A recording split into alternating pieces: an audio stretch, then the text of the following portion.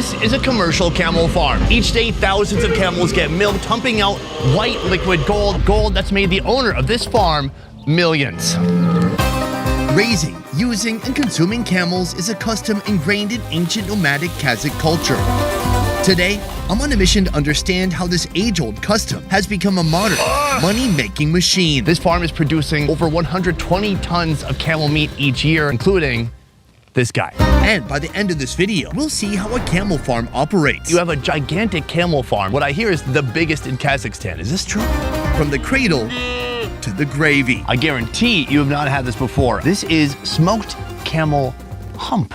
But before that, Becruz and I are being treated to a camel canapé. Becruz? Hi, man. Sidik is the only restaurant in Almaty that specializes in camel meat, serving everything from camel hump to camel burgers and even camel milk ice cream. But today, we're here for some Monty. This is basically camel dumplings right here that we're looking at. But first, let's head to the kitchen to see how they make it. The dish starts with the wrapper, made with flour, eggs, and salted water. Mix and knead the dough until it's ready for the next step.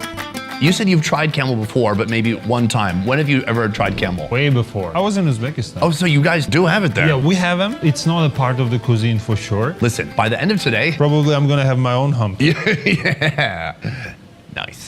The filling is a flavorful mix of chopped onions and minced camel meat, with a touch of camel fat for richness. It's seasoned simply with salt and black pepper. Now, something special about these is they use the camel meat from the back legs. Big quad. Oh, now I understand why you picked this spot. So Exactly. we can make like anatomical references. Like, oh. 100 IQ. The filling is wrapped in dough and shaped into dumplings. Then boiled in a rich camel meat broth. Voiceover complete. And we're back. A little bit of a camel stock right here. It's a lot hotter than I expected. That's good. It's like a chicken soup for your soul. This soup wants me invade somewhere, you know? Okay, so that's just the broth. But right here, we have the actual dumpling. Wow. It's like the perfect size. I love it. This is so good, man. A delicious wrapper on the outside, and then just a miniature explosion of camel meat and fat. It doesn't have that kind of distinct taste of flavor to Right. it. If you had to compare it to any other animal, what would you compare it to? Let the record show that you've never had pork. Beef? Could be. What do you think? Haram incoming. A little porky. Oh my God. The camel meat served in this restaurant comes from the only industrial camel farm in the entire country. And that's exactly where we're headed to next. Here you have a gigantic camel farm. What I hear is the biggest in Kazakhstan. Is this true? Yeah.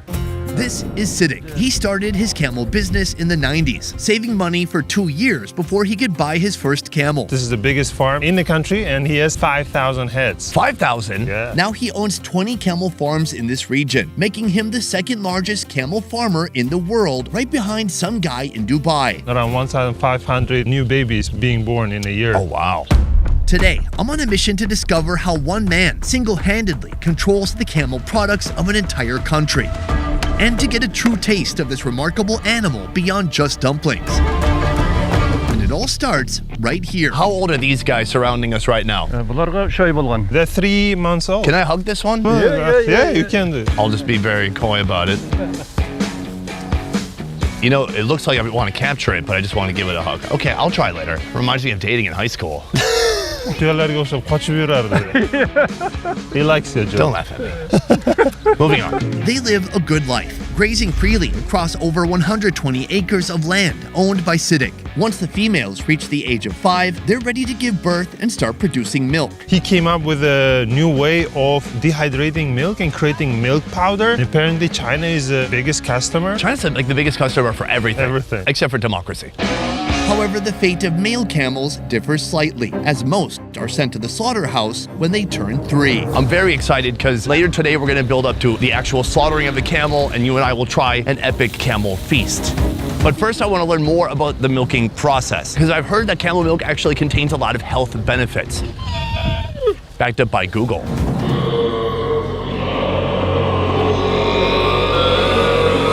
Man, it sounds like Jurassic Park.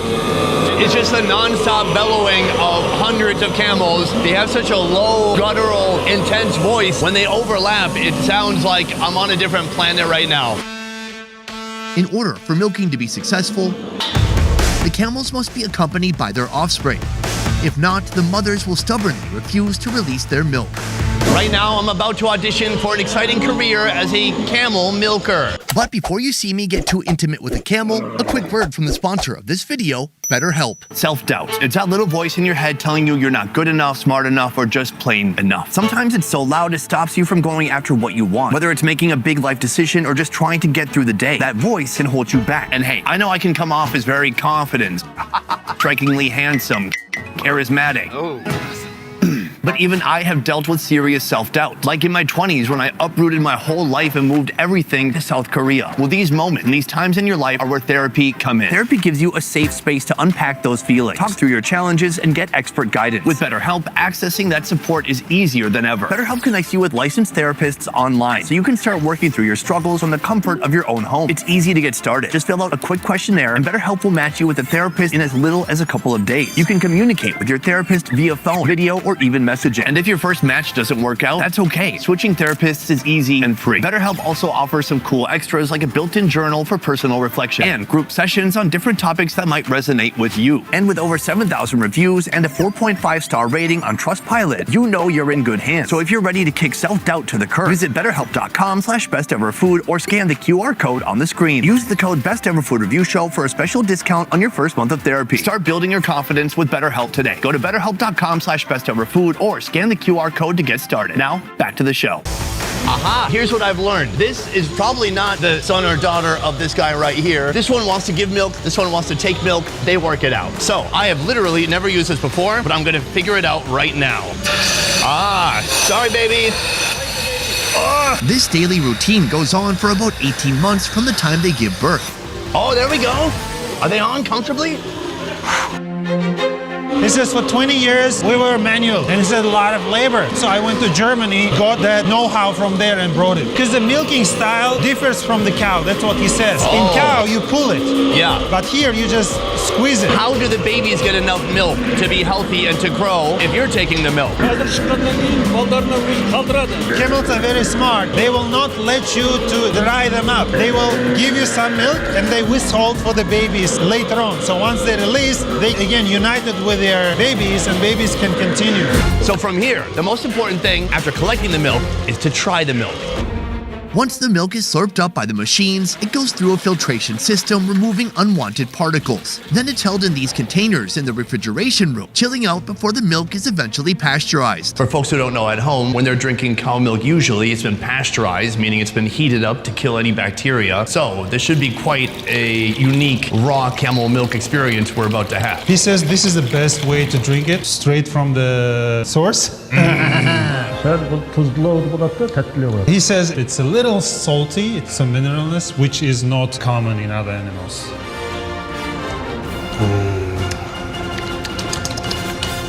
Man. Super creamy. And sweet. A bit warm, which should be obvious. It just came out of a warm animal's body, I guess. Probably this is the freshest milk I drank in a while. Well, since you're maybe 6 months old. What's really amazing is that this milk then can become cream, butter, various types of cheeses. So this, he's saying, is one of his favorites. It's a type of cheese.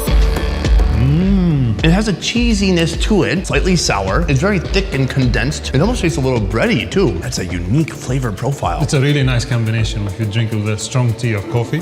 Or wine. I don't know. Right now, the freely roaming camels are heading back to the farm. In a moment, one of these bowls will end up on our dining table, including the camel's mysterious protruding hump. Soon we're going to be experiencing some of the camel meat here, but first I have some questions about the health benefits of this milk. It has some antibacterial function, but as he thinks, it increases your immunity to max level. And he says if your immunity is high enough, your body can fight any diseases. Now, I've heard of milk being prescribed for certain health benefits, but I've also heard of camel urine being prescribed. Yeah, definitely urine is used for medicinal purposes. People drink it? Yeah, they drink it. He says it used to be in old times, the people who couldn't find a treatment through traditional like pills and stuff. So desperate people come and this is their last resort. But I think, imagine, doctor says, bro, you got 2 months life left. Right. And you just heard that, Try you just anything. go there. Have you ever tried it? Yeah. He says, I don't sell it, promote it. People come and ask for that and how I can say no to those people. How nearby is this urine? So it's not this place, it's a different place. Good. I think that's for the best. Aside from selling gallons and gallons of camel milk, Siddiq also specializes in camel meat. Meat that comes from 3-year-old male camels like this. This is the prime age for slaughtering. This farm is producing over 120 tons of camel meat each year, including this guy.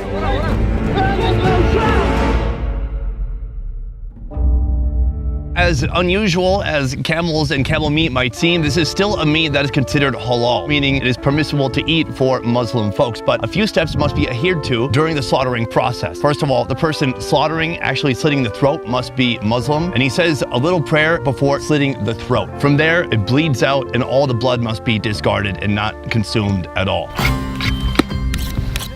Butchering is about to begin, but I wanted to show you this right here. The bigger, the more voluptuous the hump, the healthier the camel. In a moment, they're actually gonna cut this out, remove the hump, and this is gonna be used for a special dish we'll be trying later today. Can I say that I'm excited? No. Camel can go 20, 28 days without drinking water. He's using this as energy source. So of course it's highly nutritious, so people tend to use it. And he says this is a power bank of a camel. Yeah, right. It seems that the hump is just made out of fat, right? You can draw a comparison to it, but it says it's more tough when you chew it, it's more bitey. Texture-wise, it's closer to meat. While the men continue butchering the camel, an appetizer is underway. The camel hump is first boiled, then seasoned simply with salt and pepper, before finally sizzling away on a mini grilling station. Oh, you're gonna like it. So it helps to boost manpower. We can all use some of that, am I right? I was excited. Now I'm a little bit scared of the potential consequences of eating this in the middle of a desert where it's just a bunch of dudes working with camels. Cheers, my man. Hakuna Matata.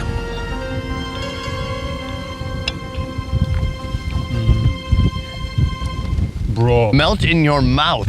I'm trying to find words to describe it. It's so rich. Freaking rich, man. It's almost like eating straight butter. I think you could just spread it over bread or something.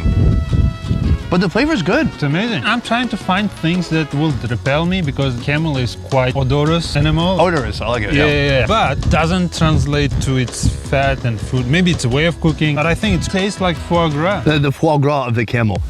As far as I understand, you are the only one in Almaty with a camel store/restaurant where people can pick up these products, right? Yeah. You literally have a camel monopoly, a camelopoly. Is this expensive? It's not that expensive. Let's say 1 kilo of beef is 2,800. This is 3,000. What part of the camel is the most expensive? Tuyana qaysi qismi eng qimmat qaysi? So it's a pure like meat part, like filet. When someone says steak, most of us picture a juicy cut of beef. But here, they're doing steaks the Kazakh way, carving out juicy portions of camel protein, seasoned with salt and pepper, then grilled to perfection. So far, we've had the camel with a lot of other ingredients, and it's been hard to really figure out the actual taste, but I wanted to have a chance to taste the meat directly to see truly what the camel tastes like. That will be happening soon as these cook to a beautiful medium rare. Let's try it. Let's do it. It's been quite a day, and after an exhausting day on the camel farm, I like to drink some camel alcohol. It's not a camel. Okay, well, what is it? It's a Shabbat. Shabbat. But it's fermented camel milk. Just the 1%. 1%. I just feel the stress melting away. Tastes like yogurt. Yeah, basically a liquid yogurt, a touch sour. Should we go for it? Please. Oh, okay. Yes. All we have is a butter knife. Bro, it's enough. It's plenty. Cheers. Wow. Different. Really interesting. Yeah, how do you explain that? It's a very clean taste and it's not gamey. If you had to compare camel meat to an animal, what would you compare it to? Joining the table, Siddiq's son, Akrobek. The closest reference would be beef. Yeah, but it's not beef. What about you? He says it's really hard to describe. I just put it on a different segment. I would say something like a combination of beef, rabbit, and a little bit the smell of camel hair. You don't expect this meat to be this good, honestly. I might like this more than beef, I think. We have one dish remaining that we've not tried. Shurpa. Basically, you throw everything and you just boil for a very long time. Our final dish of the day, camel soup. It's made with rib meat and a portion from the back leg. 60% of this meat goes to the south of the country because south of the country consumes camel more frequently. All simmered in a kazan with a bit of camel fat. For all the people that you're selling meat to now, before this place existed, where were they getting it? Then come the onions, carrots, bell peppers, and potatoes. Before him, this industry was not at that scale. It was just people slaughtering once in a year and meat was distributed in the villages. So it wasn't popular across the country. By them creating this much of production, they were making like more consumer friendly. Seasoned with salt and pepper. The whole pot is left to cook for hours until the meat breaks down into tender, juicy morsels.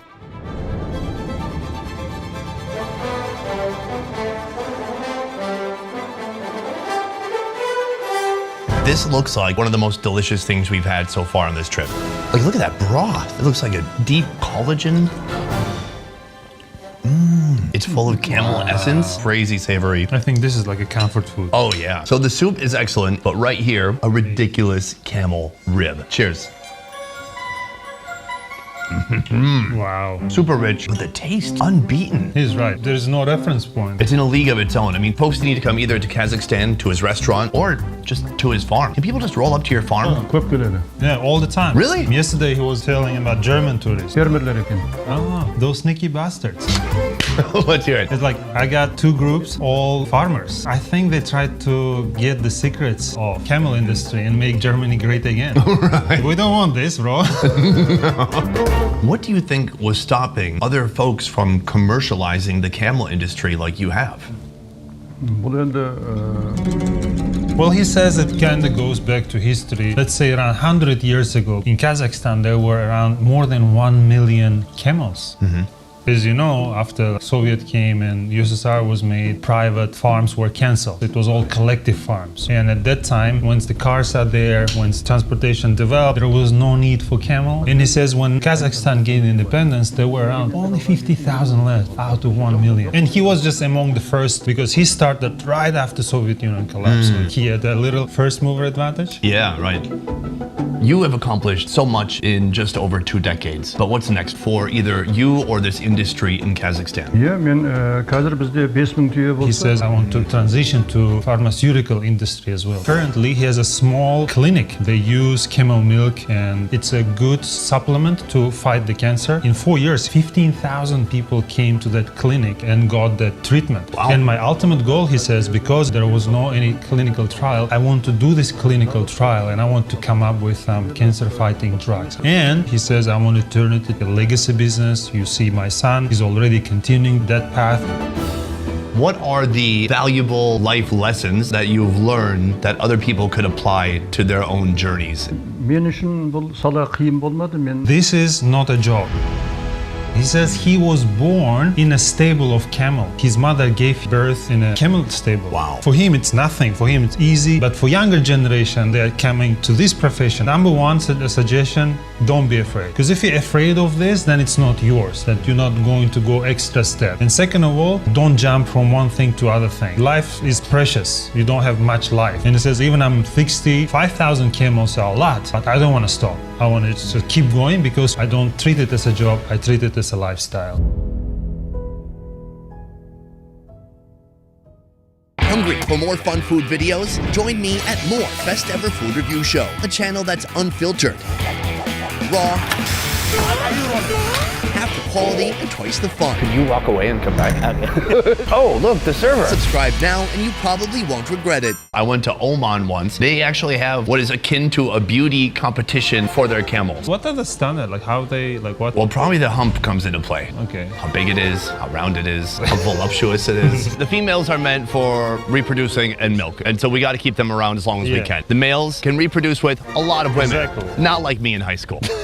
I don't know anything about that life. It's like an upgraded version of a horse. It's bigger, heavier, taller, like big breasts on its back. I would argue because you don't milk the hump. Like how? That's a fair point. Let's go.